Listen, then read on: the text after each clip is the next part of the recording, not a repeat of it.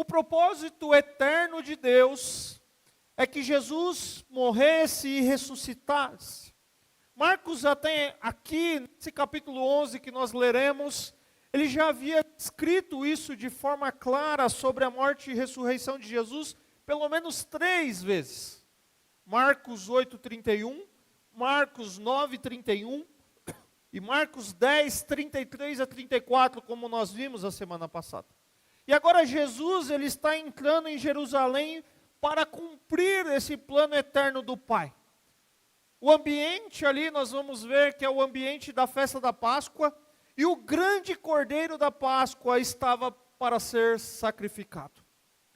Marcos, a partir deste capítulo, a partir do capítulo 11, Marcos, ele se concentra na última semana, a semana que antecede o sacrifício do Senhor Jesus, a semana final do ministério de Jesus.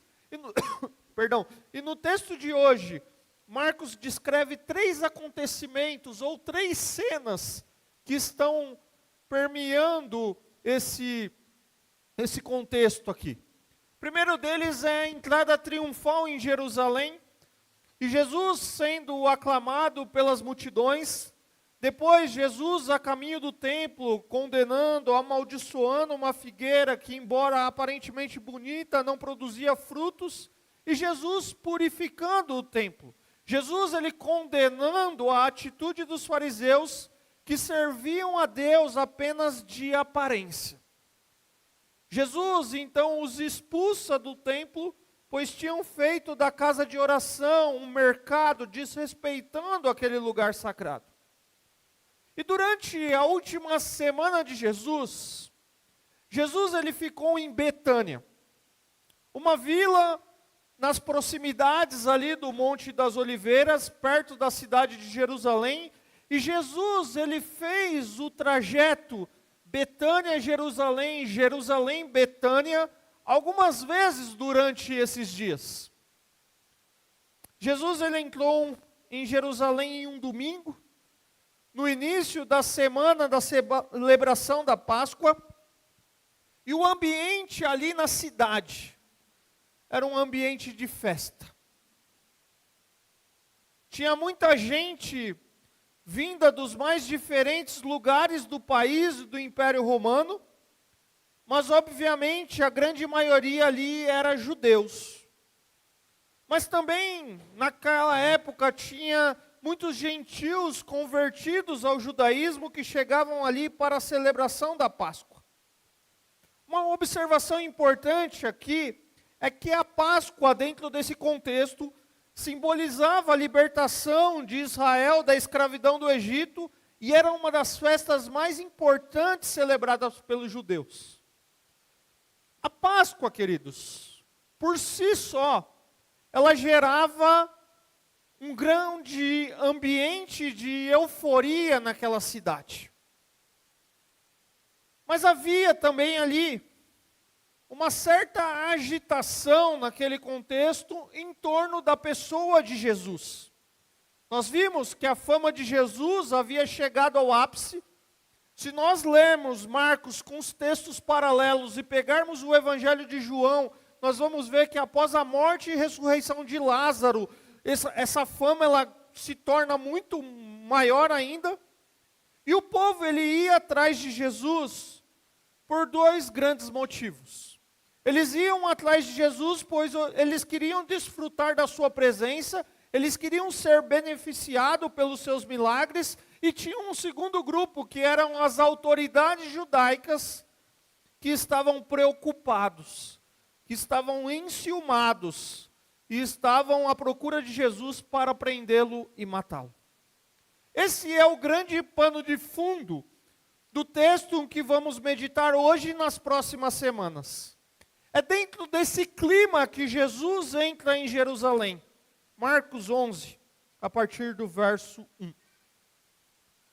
Quando aproximaram-se de Jerusalém e chegaram a Betfagé e Betânia, perto do Monte das Oliveiras, Jesus enviou 2 dos seus discípulos, dizendo-lhes: vão ao povoado que está diante de vocês, logo que entrarem encontrarão um jumentinho amarrado no qual ninguém jamais montou.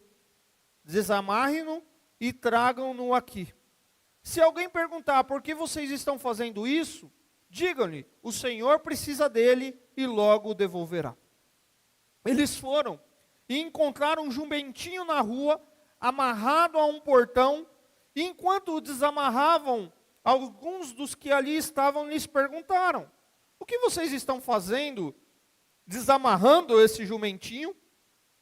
Os discípulos responderam, como Jesus lhes tinha dito, e eles os deixaram ir. Trouxeram o jumentinho a Jesus, puseram sobre ele os seus mantos, e Jesus montou. Muitos estenderam os seus mantos, e pelo caminho outros espalharam ramos que haviam cortado nos campos. Os que iam adiante dele e os que seguiam gritavam, Hosana, bendito é o que vem em nome do Senhor. Bendito é o reino vindouro de nosso pai Davi. Hosana nas alturas. Jesus entrou em Jerusalém e dirigiu-se ao templo. Observou tudo à sua volta e, como já era tarde, foi para Betânia com os 12. No dia seguinte, quando estavam saindo de Betânia, Jesus teve fome. Vendo à distância uma figueira com folhas, foi ver se encontrava nela algum fruto. Aproximando-se dela, nada encontrou a não ser folhas, porque não era tempo de figos. Então lhe disse, ninguém mais coma do seu fruto. E os seus discípulos ouviram-no dizer a isso. Chegaram a Jerusalém. Jesus entrou no templo e ali começou a expulsar o que estavam comprando e vendendo. Derrubou as mesas dos cambistas e as cadeiras dos que vendiam pombas. E não permitia que ninguém carregasse mercadoria pelo templo. E ele os ensinava dizendo, não está escrito, a minha casa será chamada casa de oração para todos os povos, mas vocês fizeram dela um covil de ladrões. O chefe dos sacerdotes e os mestres da lei ouviram essas palavras e começaram a procurar uma forma de matá-lo, pois o temiam, visto que toda a multidão estava maravilhada com seu ensino. Ao cair da tarde, eles saíram da cidade. Esse é o texto da nossa meditação. Era comum os peregrinos que estavam a caminho de Jerusalém chegarem uma semana antes da Páscoa. Eles chegavam ali um pouco antes, a fim de se purificarem, a fim de se prepararem para a festa. Era um hábito isso. E Jesus com seus discípulos, quando se aproximam de Jerusalém e chegam a Betfagé aqui, Betânia, uns 3 quilômetros do norte de Jerusalém, eles ficam hospedados ali, como nós já falamos, e Jesus então envia 2 dos seus discípulos para a aldeia com a finalidade de buscar um jumento. Um jumentinho que estava amarrado e que ninguém nunca havia montado. E Jesus diz ainda mais para eles, se alguém perguntar para vocês, por que vocês querem isso? Vocês digam que o Senhor precisa dele e logo devolverá. E o texto não identifica para nós quais foram os discípulos. Mas eles foram e encontraram o jumento. Eles foram questionados porque estavam desamarrando o jumentinho e responderam exatamente conforme a orientação de Jesus. Nós não sabemos aqui se Jesus utilizou da sua soberania ou se ele havia tratado do assunto com antecedência. O fato é que tudo ocorreu da forma que ele falou. Não existe surpresas. Já era pré-anunciado a sua entrada em Jerusalém. A sua vinda ao mundo foi um plano traçado na eternidade. Ele veio para dar a sua vida e agora havia chegado o grande momento. E eles trouxeram o jumentinho para Jesus. E eles puseram sobre eles os seus mantos, e Jesus montou ali, e ali estava se cumprindo, se a gente lê o texto paralelo de Mateus, uma profecia de Zacarias 9:9 que diz: Alegrem-se muito, cidade de Sião, exulte Jerusalém, Eis que o seu rei vem a você, justo e vitorioso, humilde e montado num jumento. Um jumentinho, cria de jumento. Agora, não sei se você já andou num jumento, ou não fiz essa análise do parentesco do jumento com burro, mula, mas são animais ali meio parecidos. Mas se você já andou num animal como esse, né, não sei se é melhor falar andou, mas se você montou num animal como esse e saiu por aí, você vai perceber que é muito diferente andar a cavalo e andar sentado num burrinho, ou numa mulinha, ou num jumentinho, não é? Eu me lembro que uma vez eu sofri um acidente, não, fui atropelado. Eu tinha 15 anos de idade. E aí eu fiquei afastado do trabalho e era um feriado, eu peguei o feriado nesse período que eu estava afastado e eu fui para o sítio do meu tio. E aí lá com os meus primos, minhas primas, vamos andar a cavalo. Só que eu estava com o braço imobilizado, um dedo quebrado. E eu fui no menorzinho. Qual que eu fui? No burrinho. E você ali no burrinho, andando no burrinho devagarinho, perto de um cavalo bonito, é uma coisa como se um cara estivesse andando num Honda desses melhores que tem, e o outro no Fusquinha. E Jesus, ele entra aqui, ele entra num jumentinho. Ao montar no jumentinho, Jesus está dizendo que sua missão era de paz, e que o seu reino era espiritual. Nós precisamos fazer um exercício aqui, e nos lembrarmos da primeira mensagem dessa série de Marcos, que eu preguei lá em março. E eu vou ajudá-los, porque naquela ocasião eu disse que o local onde Marcos escreveu o seu evangelho é Roma. Uma vez que Marcos está presente com Paulo em sua primeira prisão e é chamado para estar com ele em sua segunda prisão. O consenso geral que existe entre os estudiosos é que Marcos foi escrito de Roma, para os cristãos que viviam em Roma. Em resumo, Marcos, autor desse evangelho, ele está escrevendo o texto para os romanos. Agora, por que isso é importante? Como era a visão desses romanos das entradas triunfais dos generais em Roma? Era num jumentinho? Era num burrinho? Era numa mulinha? Não. Era no quê? Cavalgando um lindo cavalo, exibindo ali o seu lindo cavalo, e ele entrava como um grande general vitorioso. E Jesus faz um grande contraste.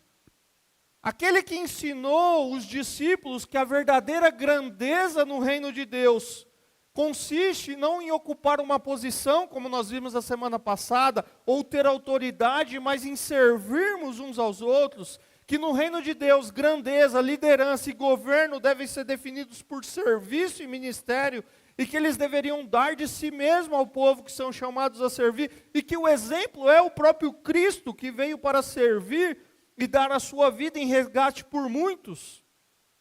O Redentor, ele entra na humanidade, montado em um jumentinho. Um general vitorioso, entraria em Roma, a cidade dominadora, montado em um cavalo fogoso e devidamente ornamentado para essas ocasiões.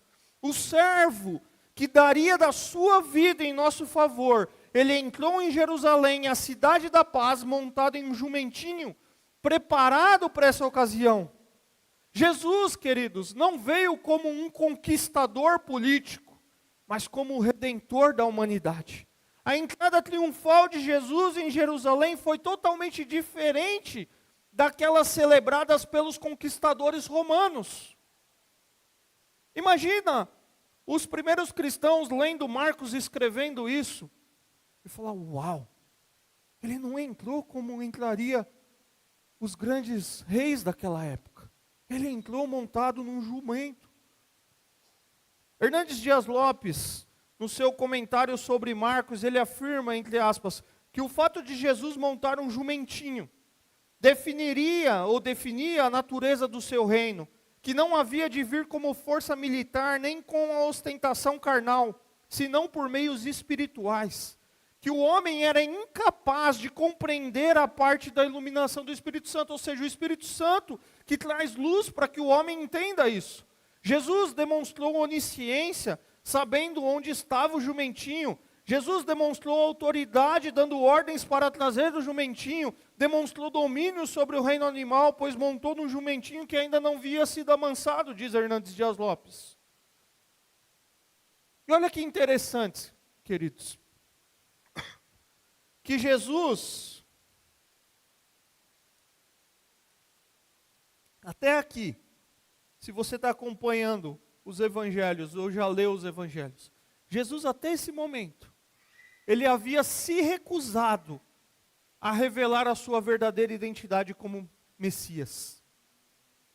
Ele não queria revelar isso. Nós lemos muitos textos que falavam isso. Naquele momento, as multidões, devido à compreensão equivocada delas, e agora ele revela a todos a sua natureza e o seu objetivo. Jesus, ele se apresenta intencionalmente como Messias, sabendo que isso obrigaria os líderes judaicos a agir contra ele. Queridos, aqui nós temos a verdade mais magnífica de toda a história humana. Jesus é o Senhor de tudo e veio dar a sua vida para que possamos ter vida. Jesus veio para trazer paz por meio do seu sofrimento, para entregar-se como resgate por nós. Jesus, ele entra na história para ser o nosso Redentor, para nos trazer de volta para Deus, pagando o preço necessário por nosso resgate.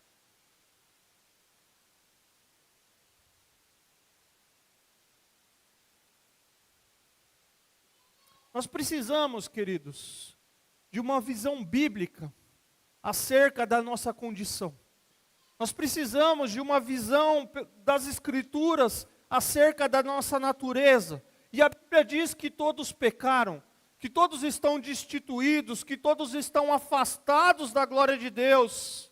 Mas essa mesma Bíblia também descreve que existe esperança para quem confessa os seus pecados, para quem deposita a sua fé em Jesus. Todos os homens e mulheres, precisam da glória de Deus. E nós não chegamos a Deus, ou chegamos à fé por meio de obras. Paulo em Romanos diz que ela nos é dada gratuitamente.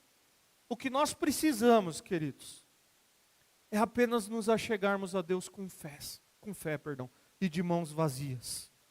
E o motivo pelo qual eu sou salvo, pelo qual eu sou declarado justo, é porque eu depositei a minha fé em Jesus. A base da nossa justificação é o sacrifício de Cristo Jesus, o derramamento do seu sangue na cruz do Calvário, e nós não merecíamos isso. Mas por meio do sacrifício de Cristo na cruz do Calvário, Jesus leva os nossos pecados e declara justas pessoas culpadas como eu e você. É isso que Jesus está vindo fazer, queridos. Jesus está vindo se colocar ali em resgate de muitos. Ele está vindo ali pagar o preço que eu e você deveríamos pagar e morrer naquela cruz. Ele veio para libertar a humanidade, não do Império Romano, mas do poder do pecado que estava sobre ela. Ele veio para trazer vida, ele veio para trazer esperança. E por isso ele não precisava entrar montado num grande cavalo de batalha. Um simples jumentinho sinalizava a entrada dele.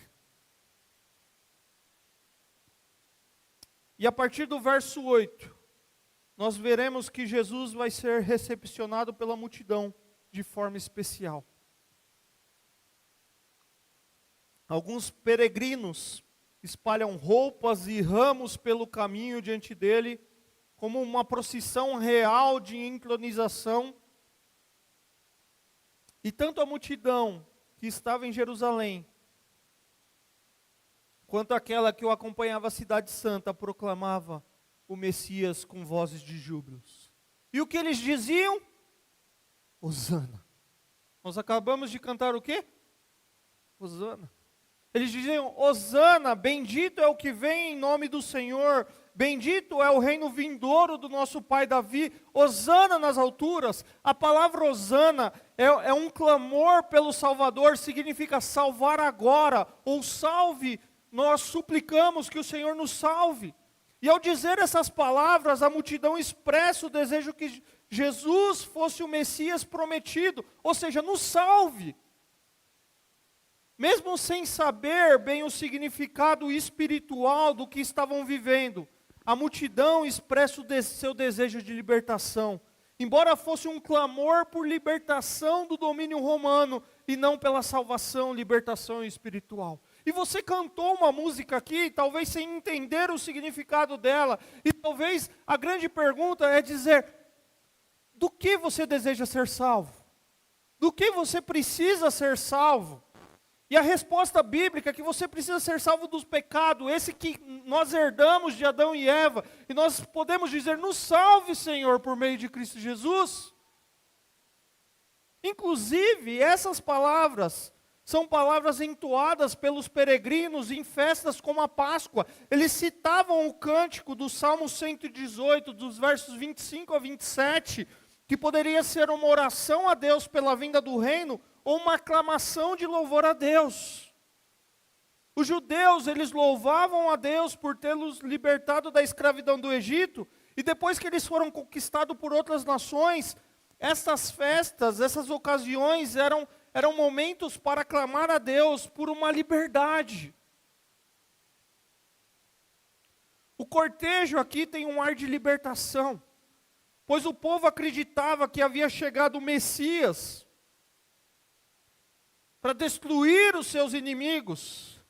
Nós precisamos lembrar novamente do pano de fundo. Eles pensavam no Messias como um rei humano, vencedor, que libertariam eles do jugo do Império Romano.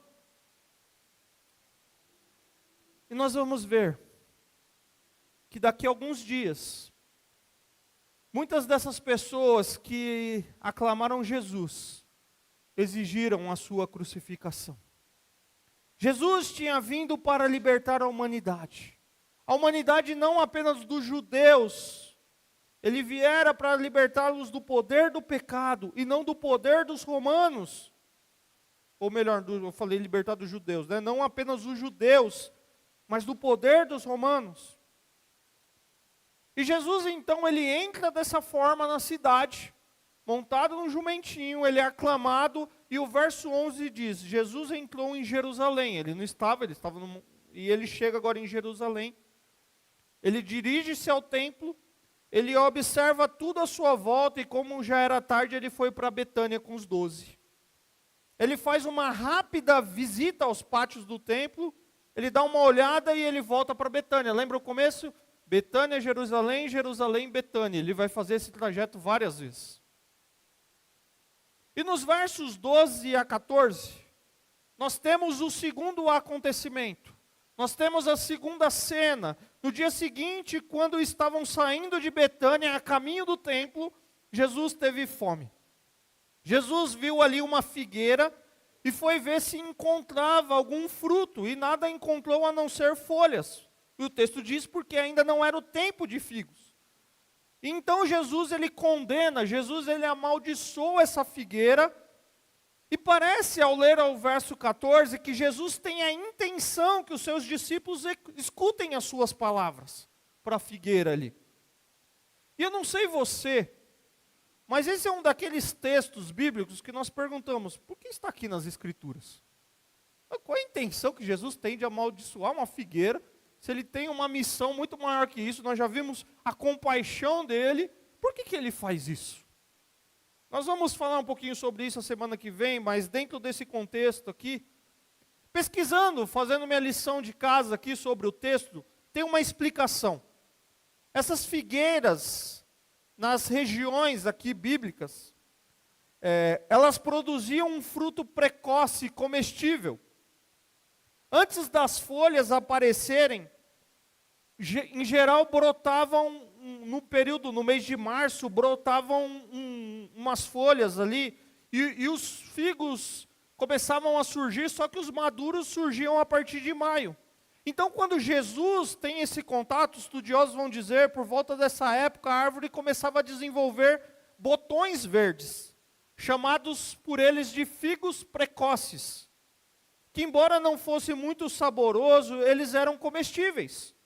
E parece que era esse tipo de fruto que Jesus esperava encontrar naquele período. Esse tipo de figo precoce. É como você comer algo verde, vamos dizer assim. Além dessa curiosidade, obviamente Jesus não amaldiçoou a figueira por raiva. Jesus está fazendo ali um ato simbólico, que ele esperava que os seus discípulos compreendessem. A figueira sem frutos era um símbolo da nação de Israel e do culto judaico que Jesus vai começar a dizer a partir de agora. A questão aqui, queridos, não é a árvore infrutífera. A questão aqui é o templo. Jesus, ele está simbolicamente condenando o templo. E, portanto, ao condenar o templo, o judaísmo que havia dado as costas para o Messias, como nós vamos ver. Jesus, ele deveria ter encontrado um Israel produtivo, mas ele encontra ali um Israel infrutífero. Havia naquela figueira muitas folhas, mas não tinha fruto, que embora ele esperava frutos verdes. Assim como havia em Israel muito ritualismo, havia em Israel muita liturgia, havia em Israel muita tradição, mas ali não tinha Deus, ali não tinha vida, ali não havia vida espiritual e não havia verdadeira comunhão com Deus. E Jesus, ele usa esse fato para ensinar sobre o fracasso da nação de Israel. A nação de Israel poderia ter muitas folhas que o povo admirava, mas nenhum fruto que o povo pudesse comer. Uma nação que aparentemente era bonita, mas que ao ter contato com ela, não cumpriu o seu papel de refletir Deus como deveria refletir. Nós vemos, e por que essa afirmação? Porque o eixo dessa história é o templo. Ou melhor, o movimento para o templo. No verso 11, Jesus vai ao templo e observa tudo. Nessa segunda cena, eles estão saindo de Betânia, tem esse episódio da figueira, mas eles estão indo para Jerusalém, e eles chegam no templo. Versos 15 a 17. E aqui nós estamos diante do terceiro acontecimento, ou da terceira cena. Jesus purificando o templo. Jesus, ele chega ao templo, o coração de Jerusalém, o centro da vida espiritual de Israel, e ali no templo, não é esse o foco aqui, o tempo não irá me permitir falar detalhadamente, mas ali naquele templo tinha muitos ambientes, tinha muitos espaços, tinham salas necessárias e separadas para suas funções. Ali existia um espaço, por exemplo, chamado Pátio dos Gentios, que funcionava como se fosse um mercado público. As suas lojas serviam os milhares de adoradores que se reuniam de toda a parte do mundo ali para as grandes festas de Israel. Aqui eles estão na Páscoa, então ali eles estão chegando uma semana antes para a festa da Páscoa. E naquele ambiente, alguns trocavam moedas, exigido como pagamento de taxa do templo. Imagina o seguinte, eles precisavam comprar ali, trocar a sua moeda, pagar uma taxa no templo, e eles precisavam usar um setor ali.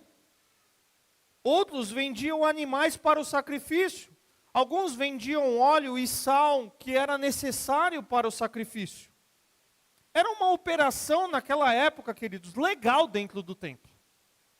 Dentro daquele contexto, fazer isso era algo normal. O problema é que ali haviam sido cobrado, ou eram cobrados taxas de câmbio exorbitantes. Os pobres que traziam pombos, por exemplo, que não tinham condições de trazer animais maiores para os sacrifícios, eram humilhados pelos cambistas. As autoridades religiosas recebiam uma porcentagem dos lucros, dentre tantas outras coisas que Jesus encontrou ali. E essas atividades, essas coisas, essas ilegalidades obstruíam, atrapalhavam o templo de cumprir o seu propósito. E quando Jesus expulsa os cambistas e derruba suas mesas, Jesus, ele interrompe essas atividades. Imagina comigo, queridos, para a gente ilustrar e entender isso aqui. Imagina que para você entrar aqui, isso não é uma verdade, estou ilustrando, tá? Imagina que para você entrar aqui no templo, tivesse ali uma cabine, e que você precisaria trocar a sua moeda vamos pensar, é uma situação hipotética, você tivesse que trocar a sua moeda por uma moeda do templo. Trocar o seu dinheiro por um dinheiro do templo. Então, você, ao invés de pagar 5 reais, você pagaria 5 cristãos de reais, vamos pensar assim. E a conversão não é 1 por 1. Por exemplo, se você tem real e você vai numa taxa de câmbio, converter para o dólar, 1 real vale 1 dólar? 1 real vale 1 euro? Eu trabalhei numa empresa, entre parênteses aqui, que ela era espanhola. E a gente não tinha lucro aqui, o objetivo era representar. E o que acontecia? A Espanha mandava dinheiro para cá. Então, se a empresa gastasse 100 mil reais naquele mês, com as suas despesas do mês, eles não mandavam 100 mil reais. Eles mandavam por volta de 35 mil reais, 40 mil reais. E hoje seria até menos, porque a diferença está muito grande. Mas imagina que você entrou ali, você tem que trocar. Você deu 5 reais, e isso vale só 1 cristão de reais. E você entra no templo. E você entra no templo, e se você não está vestido com as roupas do templo, você vai passar numa lojinha, e a igreja vai te vender as roupas para você poder adorar no templo. Não só isso, além disso, você pagou para entrar, você vestiu as roupas, mas você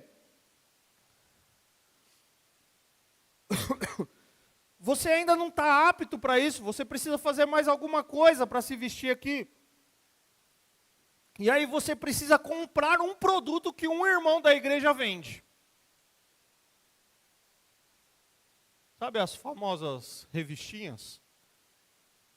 Só pode ficar aqui. Não é verdade, eu estou pensando numa situação hipotética. Você só pode ficar aqui se você comprar uma revistinha daquela que as irmãs vendem. Ou os irmãos vendem. Imagina uma situação como essa. E aí isso acaba. A partir de hoje não pode mais. A partir de hoje você tem a porta e o acesso total. E a partir de hoje 5 reais aqui vale 5 reais, porque não existe 5 cristãos de reais. A roupa que você está, você pode entrar, porque aqui é a casa de Deus. E você não é obrigado a comprar nada de ninguém, porque o nosso propósito aqui é adorar ao Senhor.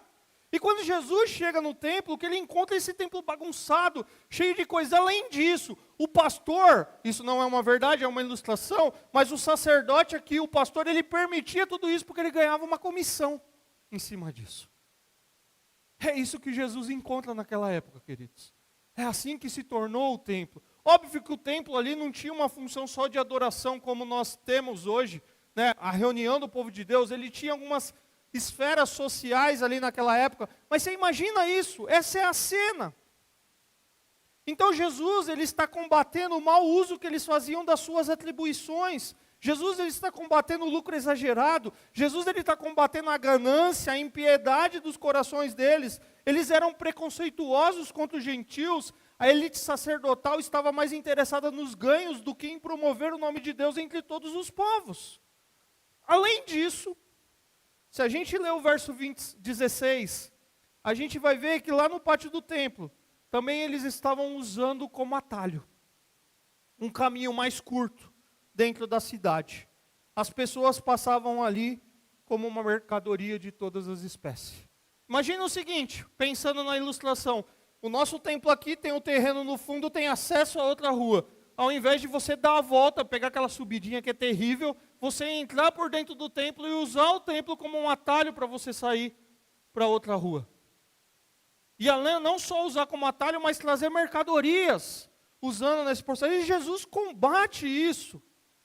O lucro ali tinha substituído o relacionamento com Deus. Jesus, então, ele derruba tudo ali, ele declara que a sua casa não deveria ser um lugar para excluir as pessoas. A sua casa não deveria ser um lugar que excluía pessoas pela barreira do comércio. A sua casa deveria ser um lugar de oração para todos os povos. E Jesus chama a casa de Deus de sua casa. A casa de Jesus, aquele local, deveria ser um local para adoração a Deus. Agora nós precisamos parar aqui, porque o nosso contexto é outro. Nós não estamos no contexto da figueira de Jesus, nós não temos o templo com o propósito que tinha aqui naquela época, mas será que como aquela figueira, que existia muita folha e pouco fruto, nós não podemos viver o mesmo na nossa vida ou na nossa igreja? Nós não podemos viver uma vida que desonra a Deus, uma vida que deveria ser comprometida com Deus, mas no seu palavreado tem linguagem obscena, tem pornografia, tem fofoca, tem mentiras. Nós poluímos a nossa mente, o templo do Espírito Santo, a casa de Deus. E nós não cumprimos o propósito pelo qual Deus espera do seu povo, que é dar frutos. A figueira sem fruto e o templo sem culto verdadeiro demonstravam uma vida de religiosidade, ao invés de uma vida de intimidade com Deus. Queridos, mas por outro lado, quando uma igreja perde de vista o propósito pela qual ela foi criada, a sua natureza, o seu propósito, ou se transforma em uma fonte de renda, ela deixa de ser casa de Deus. Ela se torna um lugar de comércio, ela se torna um lugar de fraternidade, ela se torna um clube, ela se torna até uma casa de negócio. O que Deus espera do seu povo, queridos, é que o povo dele reunido, o culto da igreja, que o culto que prestamos a Deus seja sincero. Sincero que vem de um coração não perfeito, mas de um coração contrito, de um coração quebrantado. É isso que Deus espera do seu povo. Eu preguei recentemente no culto de oração no Salmo 50. Eu falei para os irmãos naquela ocasião, que salmo pesado. É um salmo de Asaf. E nós vimos naquele salmo, nos versos 7 a 15, uma denúncia de Deus a respeito dos sacrifícios, do culto, das ofertas daquele povo. Parece-nos que o povo estava observando a lei referente ao oferecimento de sacrifício. Mas por outro lado, parece haver um problema de motivação no povo, que talvez transformou aqueles rituais em algo mecanizado. E por isso, possivelmente, não tinham devoção. Deus não queria os animais, Deus não queria a quantidade de sacrifício que eles realizavam, porque Ele mesmo é o dono de todos os animais, Ele vai dizer isso. Deus não precisava daquele sacrifício. O que Deus desejava era o coração daquele povo, corações quebrantados e rendidos diante dEle. Às vezes nós também achamos que o problema está na igreja, o problema está na liturgia do culto. Alguns dizem, precisa ter mais, os louvores precisam ser mais contemporâneos. Outros dizem, precisa ser mais tradicional. Outros mais avivados. E ainda outros mais cânticos, menos cântico, mais oração. Mas nós podemos aprender com esse Salmo 50, que eu estou ilustrando aqui, que você pode ler em casa depois. Que o problema não está essencialmente na forma do culto. Está quando nós nos desviamos da vontade de Deus em nossas atividades religiosas. O problema está no coração daqueles que se reúnem para cultuar a Deus, na falta de um coração quebrantado pela presença de Deus, na falta de uma verdadeira adoração. Esse era o problema do povo de Deus na época do salmista. Era um dos problemas na época de Jesus. E quem sabe hoje também não é um dos problemas da igreja. Naquele contexto de Jesus, o templo que deveria ser o centro da presença de Deus, havia se tornado o oposto. Havia se tornado centro de poder e de riqueza de uma pequena minoria. O templo e a nação tinham deixado de servir a Deus, em vez de ser casa de oração, casa de adoração e casa de transformação. Queridos, eu sonho com uma igreja onde a gente tenha recursos para comprar tecnologia, a gente tem uma boa estrutura física para receber o povo que chega aqui, os bancos sejam confortáveis, os ambientes sejam seguros e confortáveis, o louvor seja um louvor cristocêntrico, que exalta o nome de Deus, não importa se de 1750 ou de 2024, mas que o foco da igreja é adorar o único e verdadeiro Deus. Onde o mais velho adora a Deus e o mais novo adora a Deus, porque o propósito é o mesmo, o propósito é adorar o nome de Deus. E o mais velho não fica no saudosismo do banco de madeira duro que ele sentava naquela época, que hoje Deus deu um banco confortável. E o mais novo não fica achando que aquele que não tem parte da história não tem nada a ver com o que aconteceu. E todos juntos se reúnem para louvar o nome de Deus. Porque é isso que se transformou a igreja hoje, queridos. O problema é diferente daquela época. Não é a revistinha da Avon, não é a revistinha da Tupperware, não é o bolo que a irmã faz que você compra. O problema é que todos nós temos as nossas motivações egoístas, focadas em nós mesmos, mas gente que não quer adorar o nome de Deus. Gente que não quer se prostrar diante de Deus. Porque estão acostumados com a sua forma de viver. E se deixar de fazer alguma coisa para que outro faça, porque recebeu o dom de Deus para fazer aquilo, e sai do seu centro, faz cara feia, porque o foco não é adorar o nome de Deus. Isso não é uma realidade só nossa aqui. Isso é uma realidade dos dias da nossa igreja.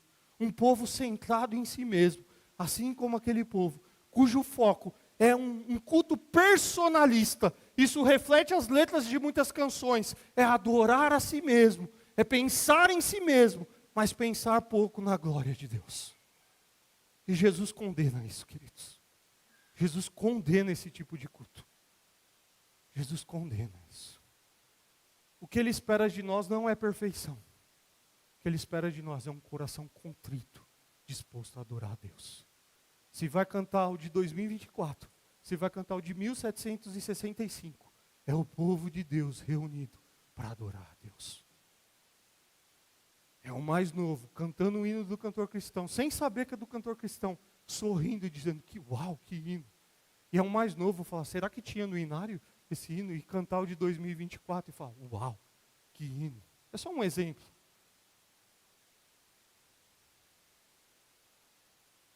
Esse é o desejo do Senhor para a sua igreja.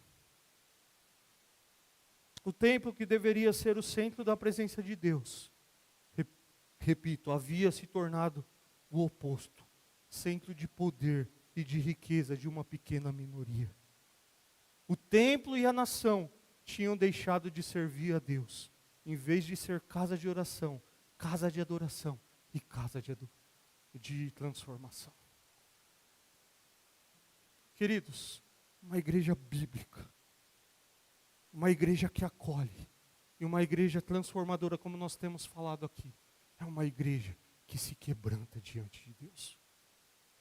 Ela olha para a palavra de Deus, ela tem orgulho em manejar bem a palavra da verdade, mas ela é transformada por essa palavra cada dia, e ela tem prazer em abraçar outros que Deus está transformando.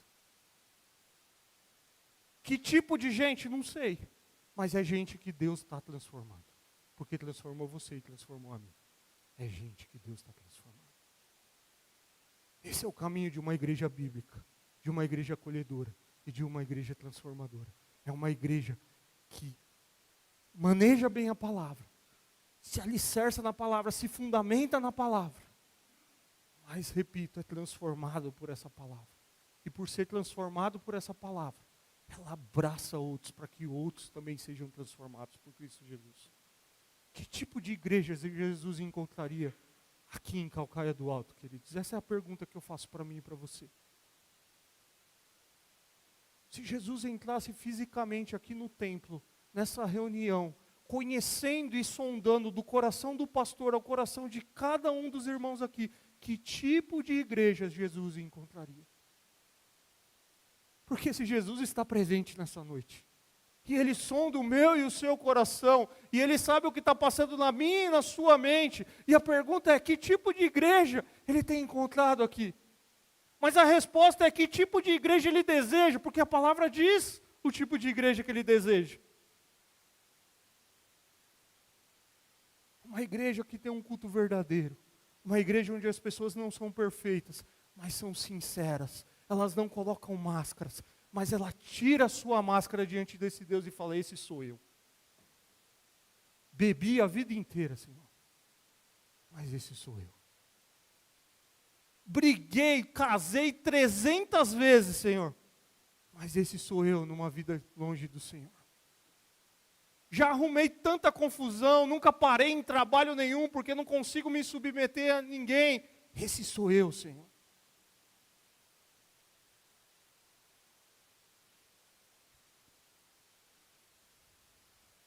Esse é o culto verdadeiro, queridos. Esse é o culto que agrada a Deus. É aquele onde a gente olha para Deus e fala: esse sou eu. Eu escondo do meu irmão do lado, eu escondo de um grupo de pessoas, mas esse sou eu. A igreja reunida, queridos, o culto da igreja reunida exalta Cristo Jesus, ouve a palavra de Deus, responde a palavra de Deus, mas se responde para Jesus: esse sou eu.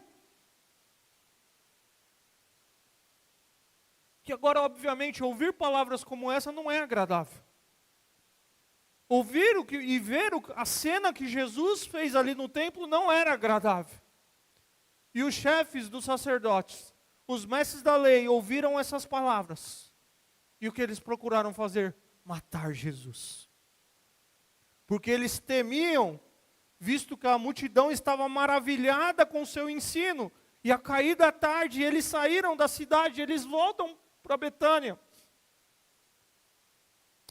Os líderes religiosos entenderam a mensagem. Os líderes entenderam o ataque de Jesus. Os líderes entenderam Jesus expondo as suas práticas pecaminosas. E em vez de se arrepender, em vez de buscar mudança de vida, eles endureceram ainda mais o coração. Em vez de obedecerem o Messias, eles clamaram a sua morte. Eles queriam matá-lo para manter o poder. O nosso Salvador, queridos, é morto no meio de um jogo. Tem mais coisa em jogo, obviamente, que isso. Mas no meio de um jogo de disputa de poder. Jesus, ele faz uma clara denúncia ao sistema econômico. Jesus, ele faz uma clara denúncia ao sistema social e de autoridade deles. E a multidão estava maravilhada com aquilo. Eles saem do templo e voltam para Betânia, onde vão descansar. Eu quero caminhar para a conclusão, queridos. Porque nós vimos hoje 3 histórias. A entrada triunfal em Jerusalém, Jesus sendo aclamado pelas multidões, Jesus a caminho do templo, condenando, amaldiçoando uma figueira que, embora aparentemente bonita, não produzia frutos. E Jesus agora purificando o templo, condenando a atitude dos fariseus, que serviam a Deus apenas de aparência. Jesus os expulsando do templo, pois tinham feito da casa de oração um mercado, desrespeitando aquele lugar sagrado. E Jesus, esse mesmo Jesus, ele se revela como Messias. Um Messias humilde, o Salvador da humanidade. E a pergunta que eu gostaria de fazer para você é: Jesus é o seu Senhor e Salvador? Jesus, esse que entrou num jumentinho, e que nós vamos ver os próximos passos, sentado num jumentinho, entra na cidade, e vai até a morte, morte de cruz. E a Bíblia diz que ele precisava morrer, porque como um pecado entrou por meio de um homem, precisava vir outro para libertar do pecado, ele precisava cumprir, ele sabia disso. Ele vai até a morte, morte de cruz, para nos salvar. E a pergunta é: ele é o seu Senhor e Salvador?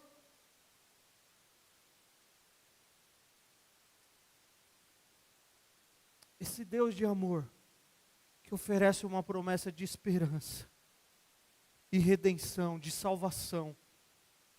Em amor, Deus resolveu salvar pecadores como eu e você, em seu Filho Jesus Cristo, que sendo um com o Pai, entrou na história humana e viveu como um homem, obedecendo a lei, cumprindo a justiça de Deus, ofereceu-se a si mesmo com o sacrifício em favor de pecadores, justificando os pecadores com arrependimento e fé, reconciliando os homens com Deus e adotando agora na sua família.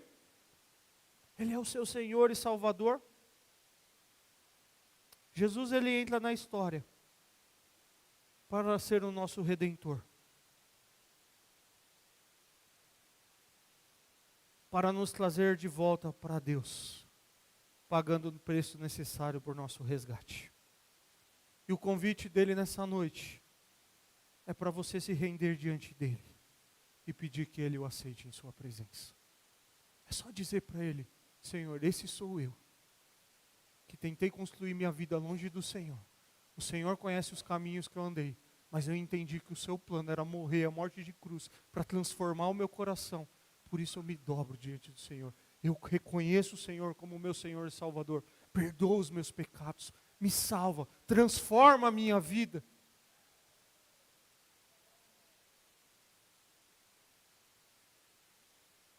E nós cristãos, como está a nossa vida?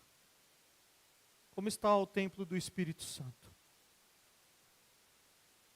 Como está o nosso culto diário a Deus? Como está o nosso culto coletivo? O que Deus desejava e continua desejando não é a presença do seu povo no culto à noite, embora isso seja importante. Não é o seu dízimo que você deposita aqui como uma adoração ao Senhor, embora isso seja importante. Não é você fazer coisas na igreja, embora isso seja importante. O que Deus desejava e continua desejando é o coração do seu povo. Corações quebrantados e rendidos diante dele, em espírito e em verdade, sem máscara. Esse sou eu. Toco no louvor, mas briguei com a esposa durante a semana. Esse sou eu. Dou aula na IBD, mas xinguei um cara no trânsito como não deveria. Esse sou eu. Porque nós somos assim, queridos. E diante de Jesus, o culto verdadeiro é aquele que se abre e diz: esse sou eu.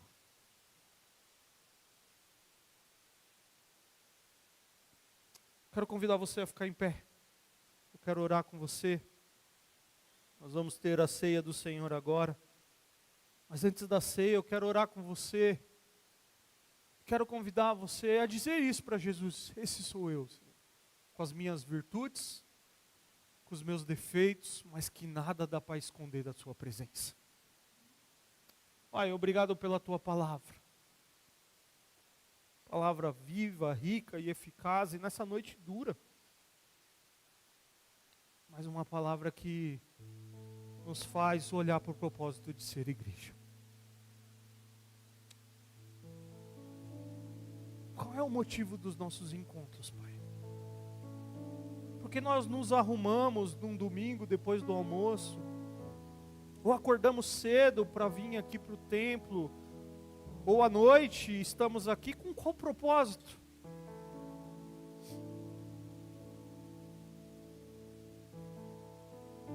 É verdade que muitas vezes os propósitos, eles começam bem. É o propósito de te adorar, é o propósito de estar reunido como povo de Deus, é o propósito de cumprir o que as Escrituras dizem sobre o seu povo reunido. Mas às vezes ele se torna um propósito egoísta. É o propósito de fazer a minha terapia lá na igreja. Porque durante a semana eu fiquei muito sozinho e cuidar de alguma área na igreja é minha terapia. É o propósito de entregar aquela encomenda que alguém me pediu. É o propósito de ver alguém porque eu fiquei muito sozinho essa semana. É o propósito de fazer aquilo que eu gosto de fazer, porque como eu amo fazer aquilo. E não necessariamente em algumas dessas coisas tem um erro por trás, ó Pai, mas quando o propósito se torna isso, está errado.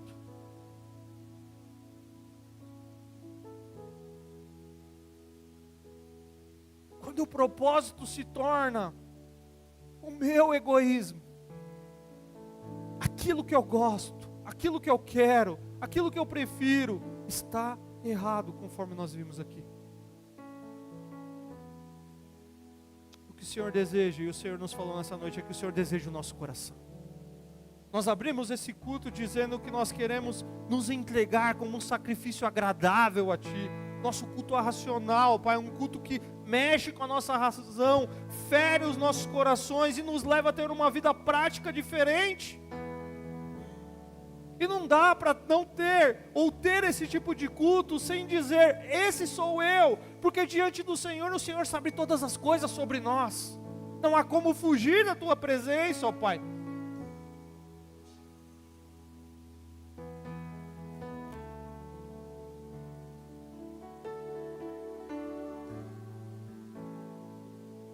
E o culto verdadeiro, o culto que a sua palavra nos ensina em todas as escrituras é esse.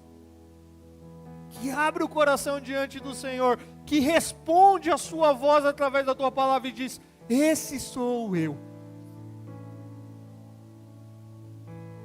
E não pensa de si além daquilo que o Senhor já conhece. Porque não dá para enganar o Senhor.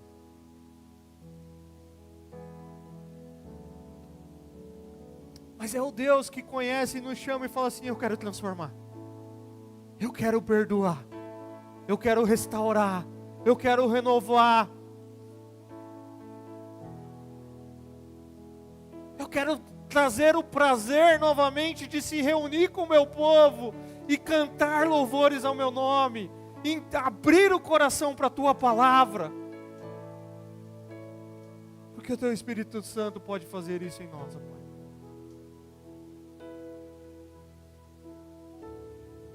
E o Senhor nos convida nessa noite para sentarmos à mesa, não só para ceiarmos, mas o Senhor nos convida para ter um lugar nessa mesa.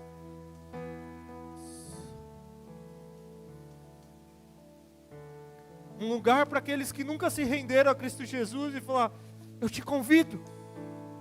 Porque a igreja não é lugar de gente perfeita, mas de gente imperfeita, que inconformado com as suas imperfeições e pecados, estão sendo transformados por Cristo Jesus. E Ele nos convida para essa mesa. E como é bom saber, ó Pai, que nessa mesa tem um lugar para os seus filhos. Tem um lugar para aqueles que o Senhor preparou por meio da cruz de Cristo Jesus, que se entregou por nós.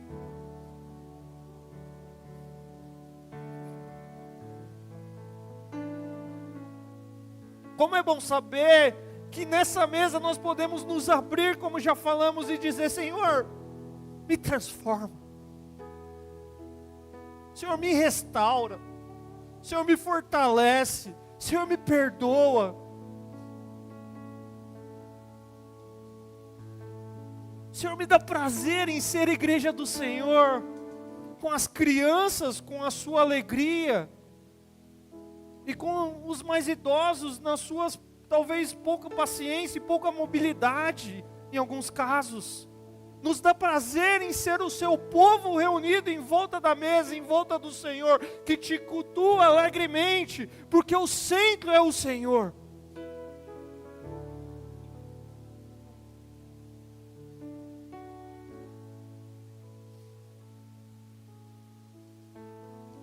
Que o mais novo é colocado no colo do mais velho. Que o mais velho abraça o mais novo e fala, eu já passei por isso, jovem. Você precisa continuar firme. Que o mais jovem olha para o mais velho e diga, eu quero ser como ele, porque ele parece com Cristo Jesus.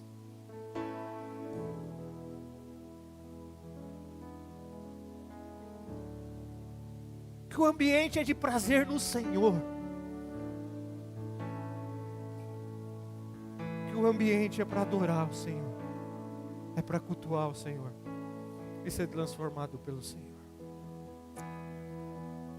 E a ceia nos permite, de uma forma memorial, lembrar do seu sacrifício por nós, ó Pai. É para aqueles que se renderam diante do Senhor, conforme diz a Tua palavra. Para aqueles que estão em aliança com o Senhor e uns com os outros.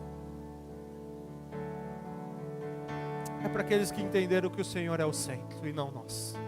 Que o culto é para o Senhor, aquele que é digno de toda honra, toda glória e toda adoração. Essa é a nossa oração, em nome de Jesus. Amém. Servo sofredor, à luz do mundo, promessa viva que se cumpriu. Palavra palavra que nos leva das trevas à luz. A escuridão não venceu.